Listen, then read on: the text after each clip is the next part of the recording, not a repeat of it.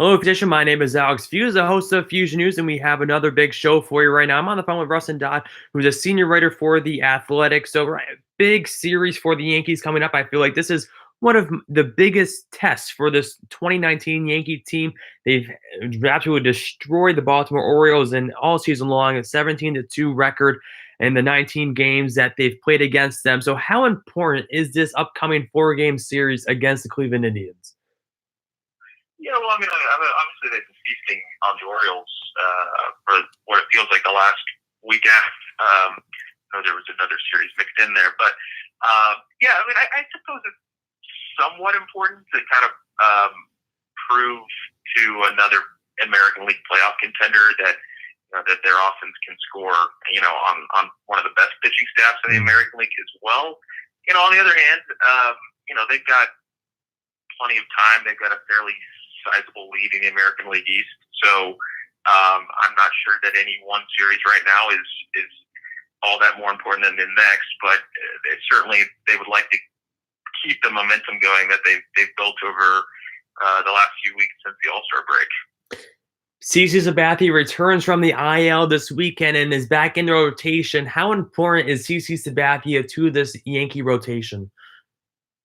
Well, I think one of the things about their offensive kind of fireworks the last few weeks is probably mask how poorly the starting rotation is pitched. Their ERA has been over 5, I believe, essentially since in the second half. I'm not sure that CC Sabathia is going to solve those issues necessarily, but they certainly need a little bit more depth in the rotation. They need more innings, and he can certainly be part of the solution. Honestly, they need him to be healthy, potentially going into the postseason. And that knee is not getting any better, right? It's a pain management issue. This is something Aaron Boone has said. It's partly why he's retiring. He's certainly old enough to retire, deserves to retire, but it is his body that is breaking down. So essentially, they need him to hold up for the next few months. At least we will get an idea of if he's going to be able to do that.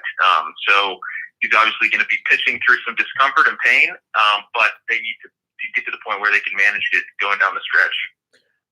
When 4 o'clock hit on the trade deadline, how surprised were you to see that the Yankees did not make a move to get a starter in that rotation?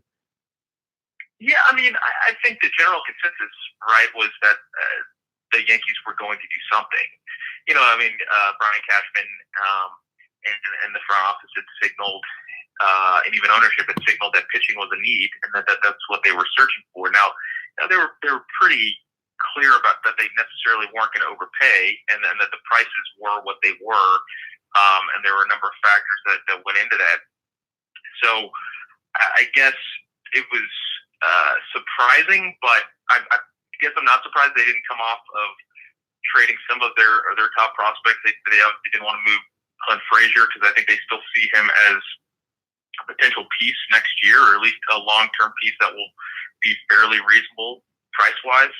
They didn't want to move Davy Garcia necessarily, and so I think for what they could have went after, right? The Marcus Stromans, that sort of level of pitcher, I don't think they thought the price made sense for them. And then, certain other pitchers, Madison Bumgarner would have probably been an appealing piece for them, but then he wasn't really available. So I think overall there was some surprise, but then when you when you look back at the situation, it feels, I guess, less surprising. Were you more surprised that the Yankees didn't make any moves, or that the Boston Red Sox didn't make any moves? Well, I guess I was more surprised that the Yankees didn't make any moves. The Red Sox were not necessarily one, they have the highest payroll in baseball, I believe, and two, they're really, they needed to fix their bullpen, obviously. And then they potentially needed, just pitching help in general. But I'm not surprised that they were so far out of it in the division race that essentially they were going to spend prospects to guarantee a one-game playoff in a wild card situation, which I can understand from front office point of view, where you feel like, why are we sending prospects that can help us in the future to get into a situation where it's essentially a coin flip if we can even get into a 3-game series. So I guess from that perspective, I wasn't surprised that they were a little bit more conservative in their dealings before the deadline.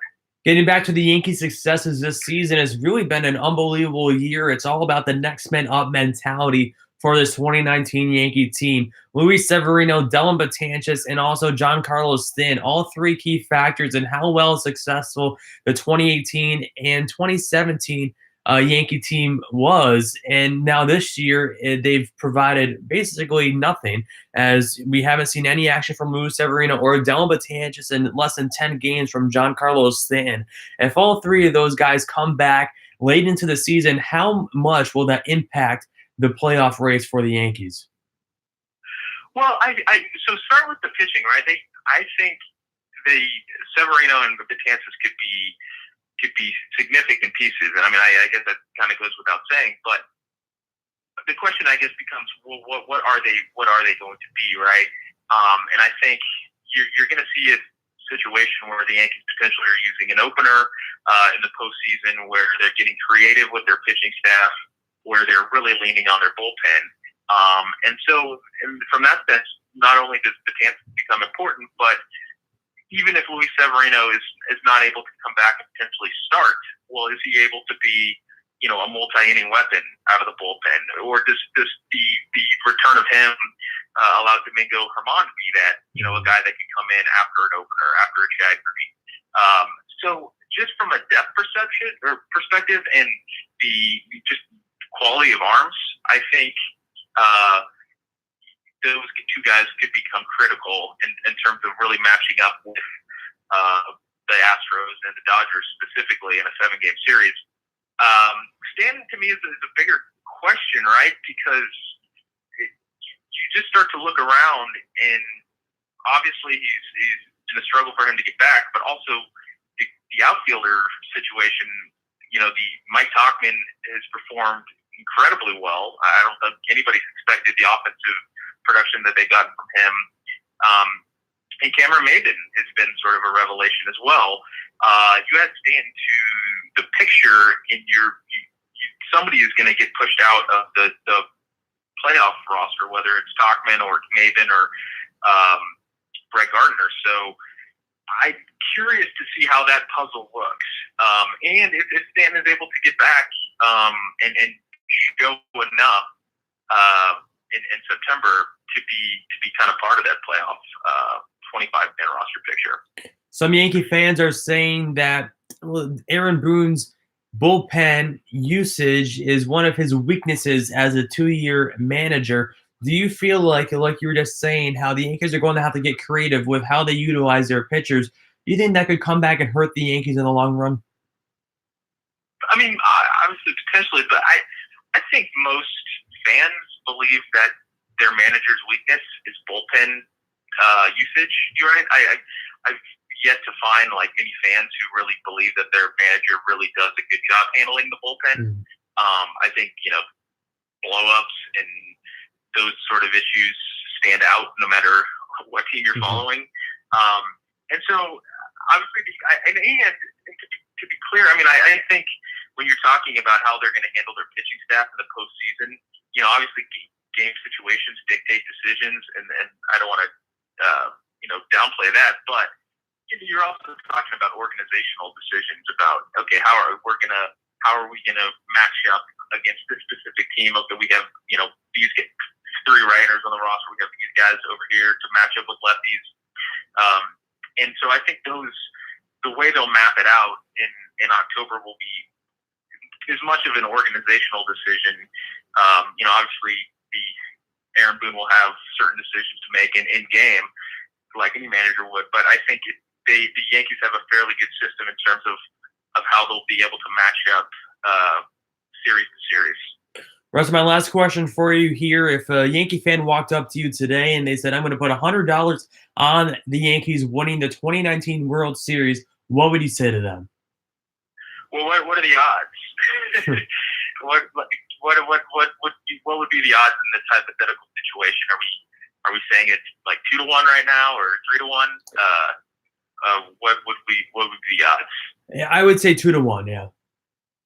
2-1. Okay, yeah. I mean, I think that would be a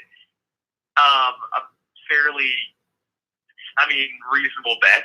I mean, obviously, I think if you look at Fangraphs projections right now, I think, and I haven't been about a week, so. But they had the Astros right after the Zach Greinke trade. They had the Astros about 25, somewhere between 25 and 30% to win the World Series, which is a fairly large probability for them. And then I think the Dodgers were next at maybe slightly under 20%, and then the Yankees were slightly behind them. So, yeah, I mean, you're talking about basically about a 1 in 8 shot, which doesn't sound great, but when you're talking about a three series, and I think they honestly probably are a little bit better, more likely to win the World Series than 1 in 8. So if you're saying it's about a 1 in 4 shot, maybe you want a little bit better odds, but I don't think it would be the worst bet in the world if you could get a little bit better odds on the Yankees. Right. Well, Rustin, I want to say thanks so much for joining me today on the podcast. And where can the Fuse Nation follow you on Twitter throughout the rest of the 2019 Yankees season, and also your MLB coverage on The Athletic? Yeah, I mean, I'm on Twitter, just my name, Rustin Dodd, and then you can obviously follow all sorts of different coverage at The Athletic, Yankees, Mets, all of baseball. So, yeah, check it out. Perfect. Thanks again, Rustin, for joining me today on the podcast. Yeah, no problem. Have a great day. Thanks. All right, Feuzion, just heard it from Rustin Dodd, Athletic reporter for The Athletic and the New York Yankees and New York Mets and the New York area. Well, I'll be going live back here in just a couple minutes with Matt Gelb, who is a Philadelphia Phillies reporter for also The Athletic. We'll be back here live in just a few minutes. Thanks for listening.